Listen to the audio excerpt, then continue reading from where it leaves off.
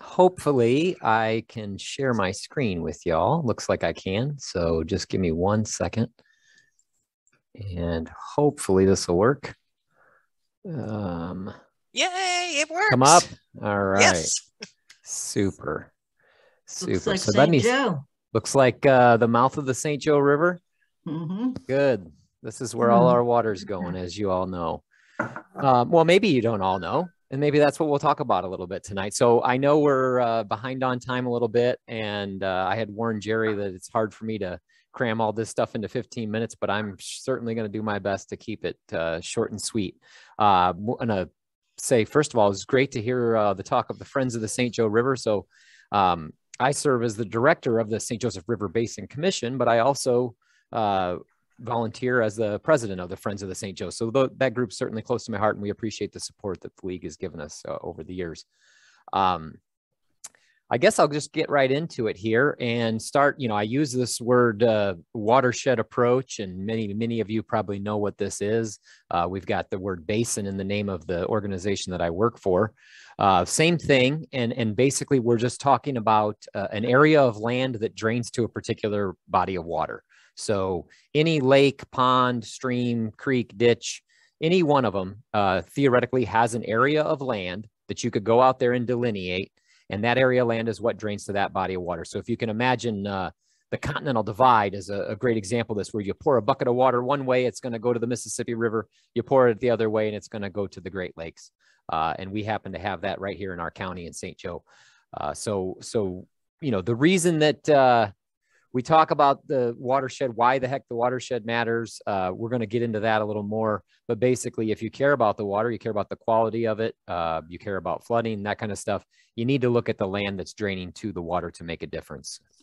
So just a touch about me and why I'm so excited about this stuff. My passion for protecting the water comes from a love of being on and in it. And I compete in a crazy sport of marathon canoe racing. It's it's something I love. It's really a way for me to get out on the water a lot and sort of sanction my time out there. Most folks have never even heard of such a thing. They think of canoes as floating down the river and maybe drinking a beer or something like that.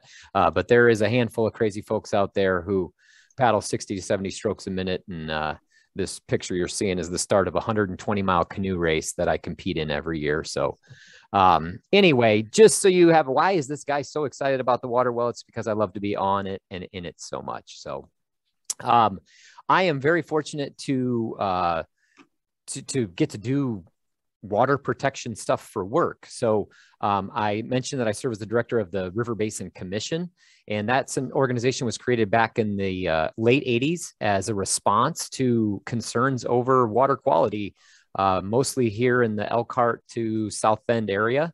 A lot of great things were going on. There was fish ladders being built to bring salmon all the way up to almost the Elkhart County line.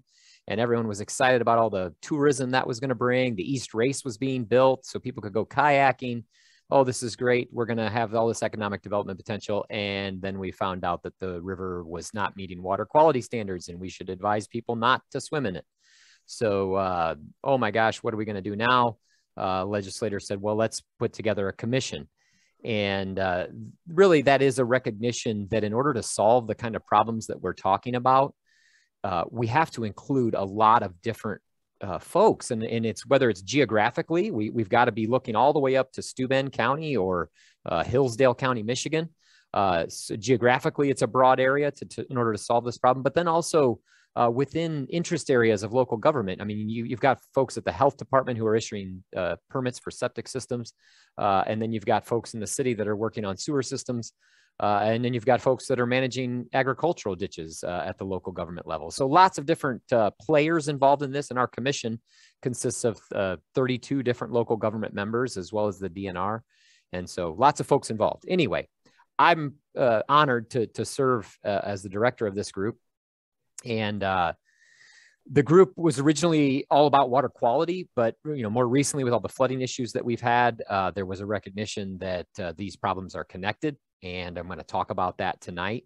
But we are now charged with addressing water quality and water quantity issues. So flood mitigation is now in our purview. And fortunately for me, these problems are connected in the ways that we might address them are going to hopefully help make an impact with both of them. This picture here is from the 2018 flood over at Elkhart Central High School. All right, so I think it's important to kind of talk a little bit about where we've come from and hopefully kind of get you guys thinking about something. So this picture here is where my grandmother worked over in Mishawaka, the old Uniroyal factory or the ball band factory. And I want you to think about the two things, water quality as well as flooding, and think about how far we've come. And so I want you to, how do you think the river was doing 100 years ago? So 100 years ago, they started making tennis shoes over there. And, you know, with respect to water quality, you know, I wish we were in a room together, ladies, because I would ask this and I want you to answer me, but with the virtual thing, it's kind of crazy. But how many of you all would think that the water quality's gotten better in 100 years? Oh, I hope so. Gosh, Right? I hope so. Yeah, I hope so also. Yeah, exactly. absolutely. And the evidence is that it has. I mean, 100 years ago, there was some research done by Indiana University, and there were only 3 species of fish living in the St. Joe River. You know, we've got close to 100 now documented. So, you know, from a water quality perspective, we've come a long way. Now, how about flooding? How many of you think the flooding situation is better now than it was 100 years ago?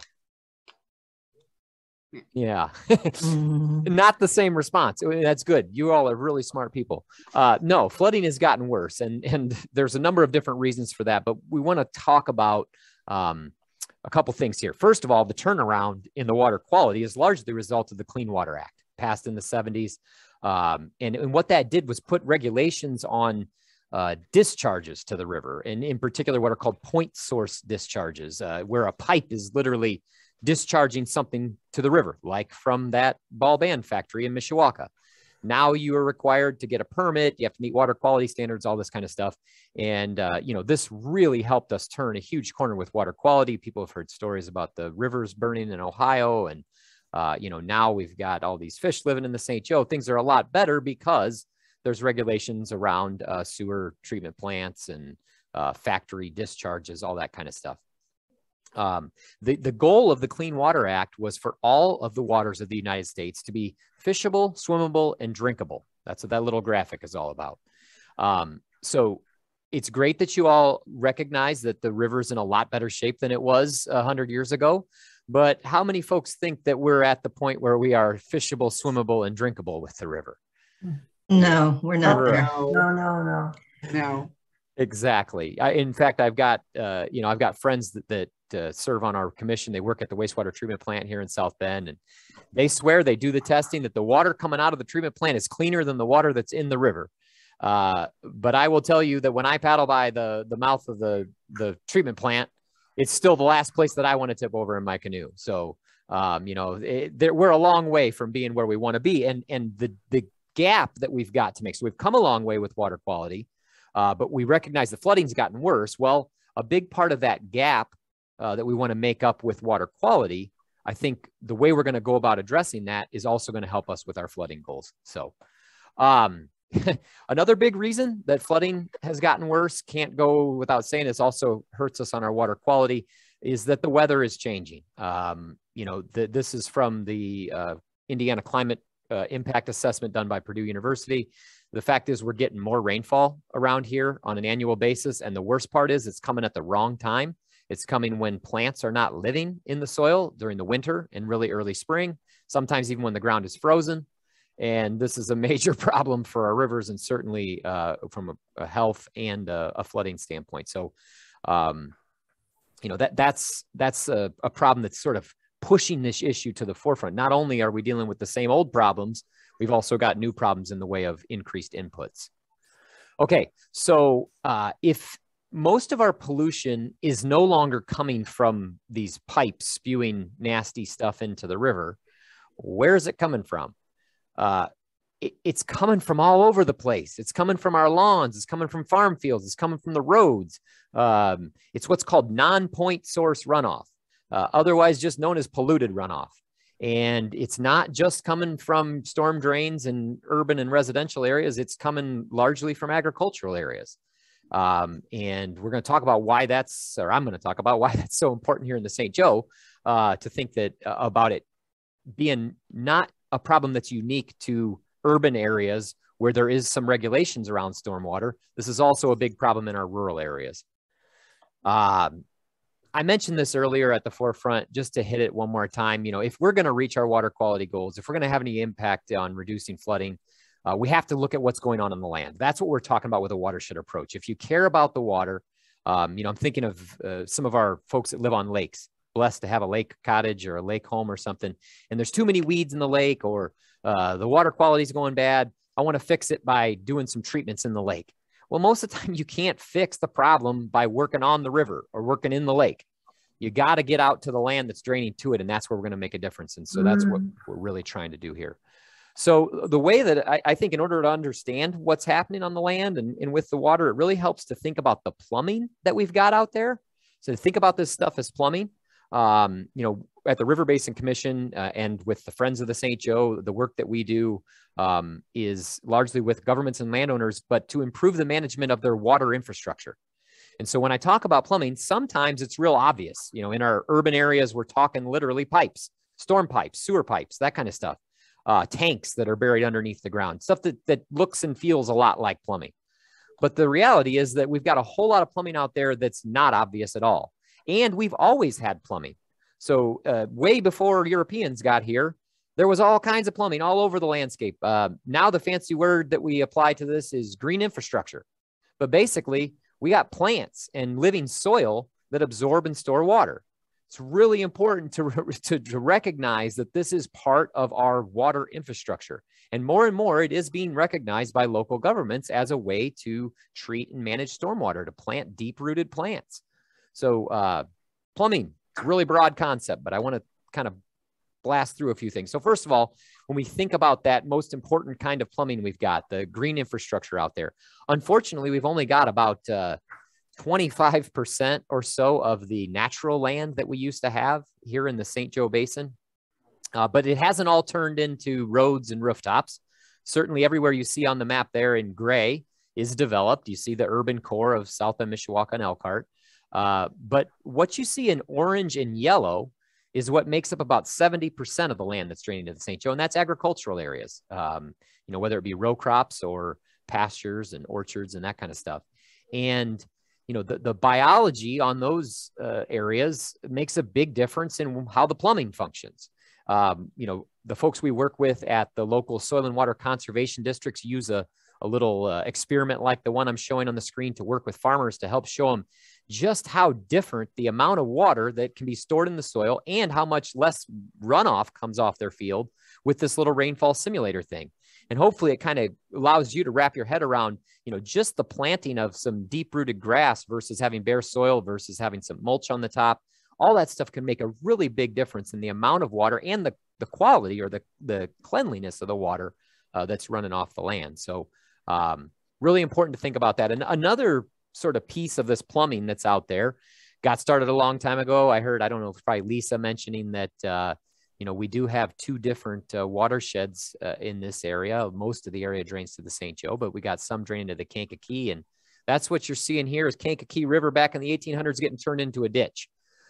We have a ton of plumbing installed all over the countryside in the way of ditches. In fact, regulated drains is the legal word for them. And the map that you're seeing there, everything in yellow is been declared by a court as a regulated drain. And it is under the purview of a local government official. In Indiana, it's known as the county surveyor. In Michigan, it's the drain commissioner. And these folks manage these things primarily for conveyance, to move water off of the field and get it to the next river or stream as fast as they can. Obviously, this has some major water quality issues with it. And so at the commission here, we work with the folks who do that, try and find better ways to manage those things. It's worth saying, I don't know, I probably don't have time, Jerry, I'm gonna skip this concept, but you notice how nice and clean and straight that ditch is. That's not natural. We don't have, there's no wiggles there. We need meanders in a stream. And they're thinking, okay, straighten it out, it's going to move it faster. Well, it does move water faster, but what it doesn't do is manage the sediment. So we have to come through and clean that thing out all the time. If we allow the thing to wiggle, that's how a river and a stream manages its sediment.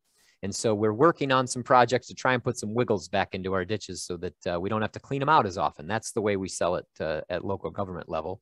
But for folks like some of you, we can talk about it also makes cleaner water, which is a great thing. Just, I guess, to say that we started by improving the existing streams. I showed the old barge floating down the Kankakee River, making it go straight. And then we started creating streams, meaning we went out there and dug ditches through wetlands. We're to the point now where we're plumbing nearly every acre of our landscape. This is a machine putting what's called drain tile into a field. This allows a farmer to get on the field earlier in the year, allows them to get back on the field to harvest when it's wet. But it's important to understand that and this is all known as drainage improvement. And there's, government entities that are created to help people with this. But the fact is, drainage improvement is the same thing as storage reduction. We're reducing the ability of our land to store water, and that's a real problem for water quality and quantity. Last but not least, I want to touch on a major change that we've had, and it's something that we're working on, and I'm sure that's something the league weighed in heavily on last year, and that is wetlands. This map that you're looking at here is everything you see on there in red is what used to be a wetland and no longer is in the St. Joe River watershed. We're talking close to across the whole thing, 60 or so % wetland loss. Everywhere in green is still a wetland. And, if folks know things about wetlands, they usually think of them as great places for the, turtles or snakes or frogs or the worst case scenario, it's like mosquitoes and snakes and things that we don't want. But much more than just the wildlife and habitat component that wetlands are important for, they're like sponges and filters out there on the landscape. So, we talk about flood prevention and water quality. These things are about as the most important part of green infrastructure that we could have. And so we really do try to work on the protection and restoration of wetlands as much as we can.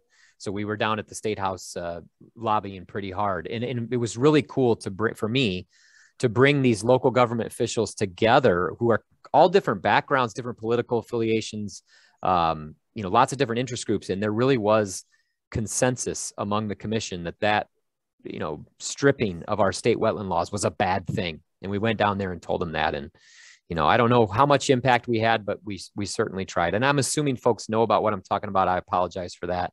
But there was some terrible legislation last year. Anyway, I'm going to not go on about that. I mentioned last wetlands, but also just, I guess, to say, not only is a lot of our plumbing not obvious, a bunch of it isn't intentional either. When we think about the drains out there, we think about the storm pipes that were installed. That stuff was intentionally installed to be plumbing. Well, what you're seeing on this map was not installed to be plumbing, but it acts like plumbing. This is all the roads that we've built crisscrossing the watershed. That completely changes how water moves. And I think this is a good transition into, that there are better ways to handle these things. So although we built them just to move traffic, we recognize they also move water. And so can we build our roads in a way that allows water to still soak through them? This is on the west side of South Bend, some pervious pavers being installed that would allow the water to soak in, and we don't have to treat it at the wastewater plant, and it recharges the aquifer, kind of good stuff. Basically, this is the start of me trying to, I guess, tell you we need to soften the hard. We need to spongify things. We want to try and, make the earth and the ground more able to bring water in. And sometimes that's through biology and greening things up, but there's also technologies that can be used to help soften things. So that might happen out on the rural landscape in the way of different agricultural practices here. This is showing no-till agriculture as a way to kind of help reduce runoff, increase infiltration. It can also happen in our yards. You can install rain gardens and cool things in our landscaping that help absorb water. And we can even try and capture the water that's running off of our homes in the way of rain barrels and, different practices of recycling water. And then I mentioned certainly last but not least, working with those drainage officials, the ones that manage those rural drains, to put some wiggles back in. This is a picture of what's known as a two-stage ditch. And it's trying to create a floodplain bench next to the drain, and that allows the ditch to manage its sediment better and improves water quality and hopefully reduces maintenance cost. So with that, I'm going to